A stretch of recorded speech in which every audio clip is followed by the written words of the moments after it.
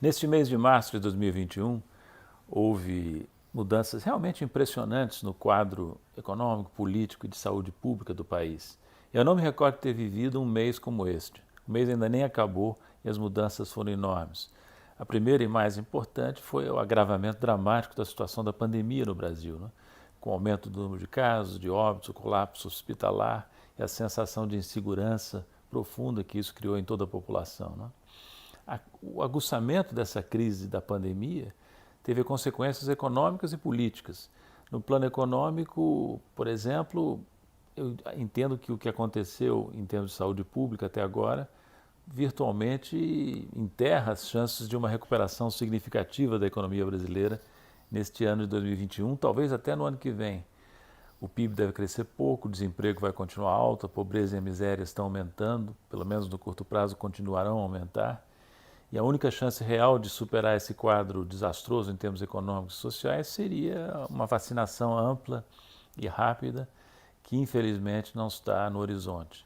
Em termos políticos, essa combinação de pandemia fora do controle com situação econômica e social cada vez mais difícil atingiu em cheio o prestígio do presidente Bolsonaro.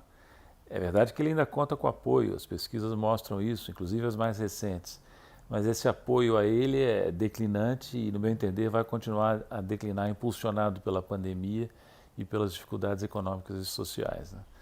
O outro fato político muito importante e muito auspicioso foi a reversão do quadro do ex-presidente Lula no Supremo. O ministro Fachin anulou todas as sentenças contra ele e o ministro Gilmar Mendes colocou em votação a suspeição do ex-ministro Moro, interrompida por um pedido de vistas, e o presidente teve seus direitos políticos restituídos pela decisão de Fachin.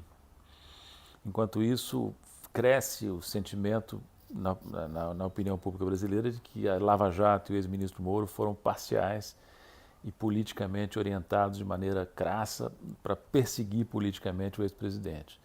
Lula aproveitou essas decisões favoráveis a ele, a decisão favorável a ele do ministro Fachin, para fazer um discurso que eu considero brilhante.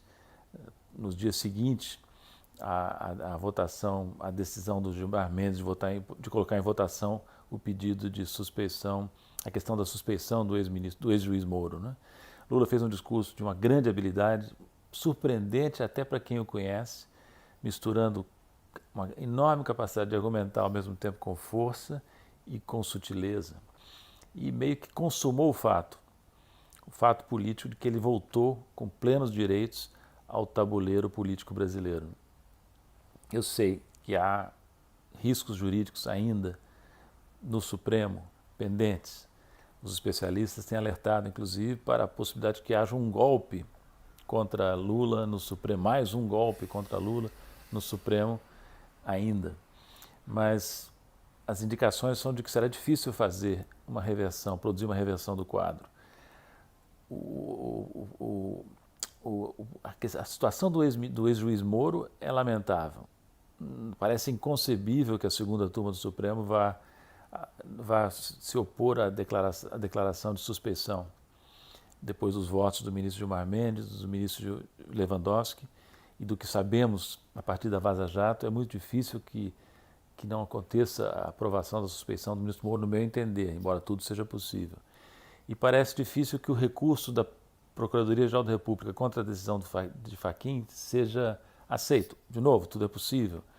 Um golpe não é impossível, mas seria muito chocante que depois do que aconteceu, tudo que aconteceu, viessem a derrubar a decisão do ministro Fachin no Supremo, né? Até especialistas questionam a decisão do ministro Fachin de levar a questão ao plenário e indicam que o regimento mostraria claramente a decisão, o recurso ser apreciado pela segunda turma do Supremo. Mas, enfim, são questões jurídicas para especialistas e politicamente o que eu digo é que o fato parece consumado, até pela maneira como, pela grande habilidade com que o ex-presidente Lula acolheu a decisão do ministro Fachin como a vitória da verdade, né?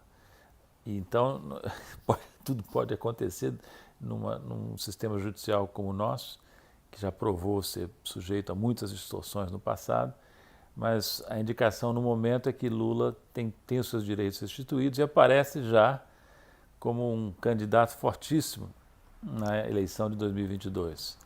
É a melhor chance que nós temos, no meu modo de ver, de nos livrarmos desse desastre chamado Bolsonaro nas eleições do final do ano que vem. É bem verdade que muito melhor do que aguardar as eleições seria tomar os motivos inúmeros que existem para destituir o atual presidente dentro das regras da democracia, interromper esse mandato. Nós já pagamos um preço altíssimo pelos primeiros 2 anos de Bolsonaro e pagaremos um preço ainda maior se tivermos que aturá-lo na presidência com a sua capacidade destrutiva e desorganizativa até o final do ano que vem. Mas se ele conseguir chegar lá, haverá com Lula uma chance importante de derrotá-lo, né? No momento, é muito pouco plausível aquela especulação de que Bolsonaro teria ficado contente de poder polarizar contra Lula. Não, Lula é certamente o maior adversário que Bolsonaro poderá ter nas eleições. Bolsonaro ainda tem prestígio. Se a eleição fosse hoje, você teria o seguinte quadro: a direita tradicional brasileira não conseguiu ainda gerar um candidato competitivo. Pode conseguir, mas ainda não conseguiu. Então, no quadro que nós temos hoje, a fotografia de hoje é Lula e Bolsonaro no segundo turno, com vantagem para Lula. E Lula versus Bolsonaro no segundo turno, ainda vai alguém dizer que é uma escolha difícil?